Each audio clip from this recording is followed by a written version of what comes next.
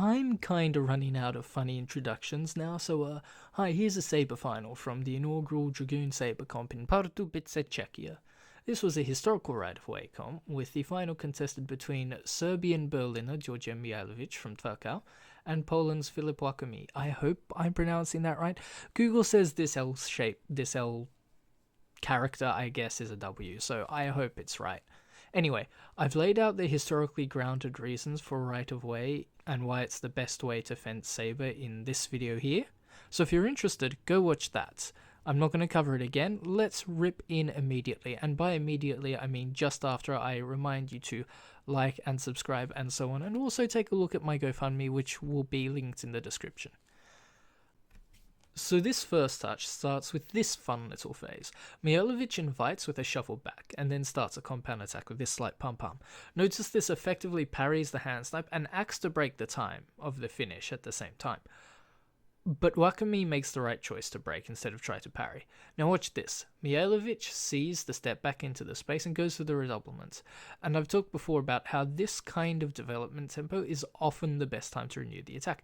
But Wakami here knows that's a possibility and never commits to the steps. So this is effectively a counter-time bait, which leads to a lovely parry riposte. The second touch is a very unlucky one for Mihailovic. This speed attack is tactically beautiful. Watch when Mihailovic makes his beat. It's a classic timing for a reason. Some people will tell you that you need to attack the blade with a front foot or before your foot moves, with the argument often being that it's more safe. There's just one problem though. Something needs to be keeping the opponent in place before you lunge.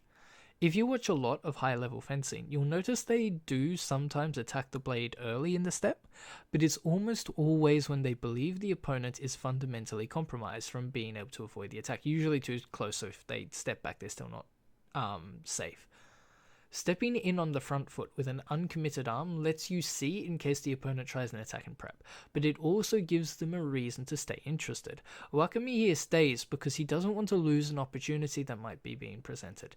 Gets caught, and the fact that the beat is made as the back foot moves rather than as it finishes also gives Mihailovic plenty of time to decide his finish. One small problem though. He beats the bottom of the blade, so it gets counted as a parry for Wakami. Big F.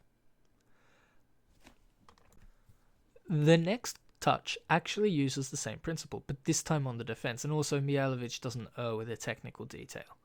This might look like Wakami sends the attack out of nothing, but it's because Mihailovic holds forward against his pressure here. This is fairly obviously not a clear direct attack opportunity, but the hold should set Mihailovic into being unable to force a fall short. And it's true, except Mihailovic, with the initiative by virtue of his choice making Wakami's decision for him, knows this and gets the second parry away after the feint. This touch, Mihailovic tries the same earlier beat as a two-phase strike play, effectively, but Wakami just floats off and makes the riposte. You'll notice this time Mihailovic starts from slightly further and without any initiative from change of direction, so the result is clear to Wakami. There's no reason for him to hang around. He's not enticed by the initial movement, and by the time the beat is executed, he's well on his way out of dodge. The following one is also an interesting parallel to an earlier touch. It starts with this pull and attempt to attack into Wakami's recovery. Remember how on the first touch, Wakami was wise to Mihailovic's renewal into his development. We'll get a similar thing here.